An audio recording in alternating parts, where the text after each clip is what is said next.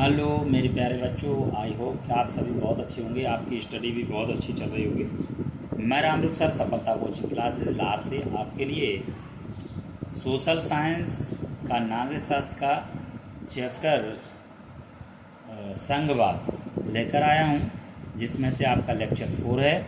Lecture 3 तक upload हो गया। लेक्चर 4 में आपकी भारत की भाषा नीति के आधार पर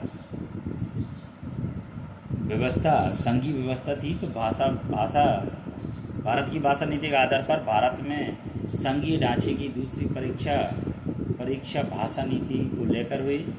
भारत में किसी एक भाषा को राष्ट्रभाषा का दर्जा न देकर हिंदी और अन्य भाषाओं को अनुसूचित भाषा का दर्जा दिया गया।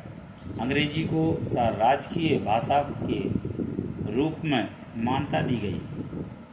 विशेषकर गैर हिंदी भाषी प्रदेशों को देखते हुए 14 पॉइंट है, सभी राज्यों की मुख्य भाषा का विशेष ख्याल रखा गया। हिंदी को राजभाषा माना गया। हिंदी सिर्फ 40% भारतीयों की मातृभाषा है, इसलिए अन्य भाषाओं के संरक्षण के अनेक दूसरे उपाय किए गए। केंद्र सरकार के किसी पद का उम्मीदवार इनमें से किसी भी भाषा में परीक्षा दे सकता है, बशर्ते उम्मीदवार इसको विकल्प के रूप में चुने।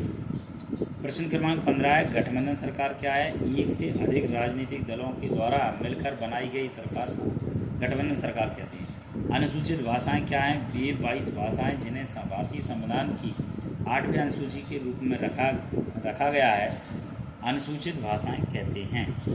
आगे नेक्स्ट इसी में आपका क्वेश्चन है, भारत में भाषाई विविधता क्या है? 1991 में जनगणना के अनुसार भारत में 1500 अलग अलग भाषाएं। इन भाषाओं को कुछ मुख्य भाषाओं के समूह में रखा गया। उदाहरण के भोजपुरी, मगधी, बुंदेली, छत्तीसगढ़ी, राजस्थान, भीली, कई अन्य भाषाओं को हिंदी समूह में रखा गया है। विभिन्न भाषाओं के समूह बनाने के बाद भी भारत में 114 मुख्य भाषाएं, इनमें से 22 भाषाओं को संविधान के 8वें अनुच्छेद में अनुसूचित भाषाओं की लिस्ट में रखा गया है। अन्य भाषाओं को अनुसूचित भाषा कहा जाता है। इस तरह से भाषाओं के मामले में भारत दुनिया का सबसे विविध देश है।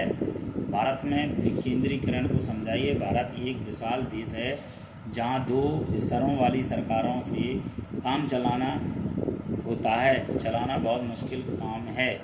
भारत के कुछ राज्य तो यूरोप के कई देशों से भी बड़े हैं। जनसंख्या के मामले में उत्तर प्रदेश तो रूस से भी बड़ा है। इस राज्य के विभिन्न क्षेत्रों में बोली, खान पान और संस्कृति की विविधता देखने को मिलती है। इसलिए भारत में सरकार के एक तीसरे स्तर को बनाने की ज़रूरत महसूस हुई।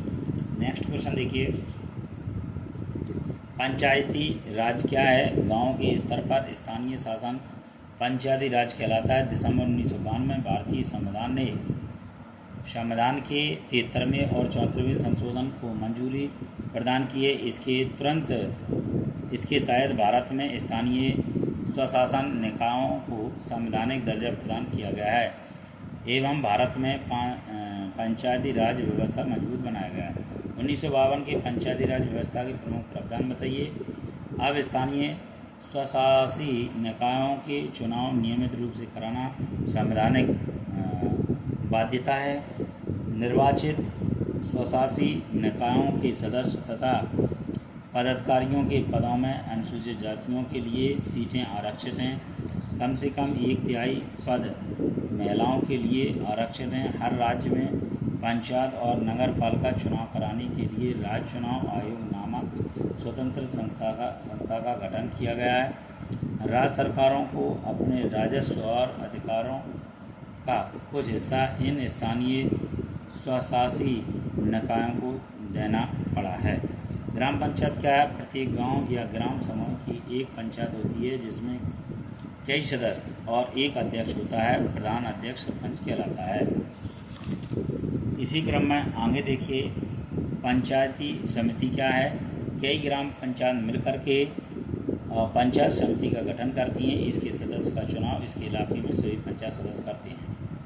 और पंचायतों की मुख्य विशेषताएं क्या हैं? जागरूकता का अभाव, धन का अभाव, अधिकारियों की मनमानी, जन सहभागिता में कमी, केंद्र और राज्य सरकार द्वारा समय पर वित्तीय सहायता उपलब्ध नहीं कराना चुनाव नियमित रूप से नहीं कराना। जिला परिषद क्या है?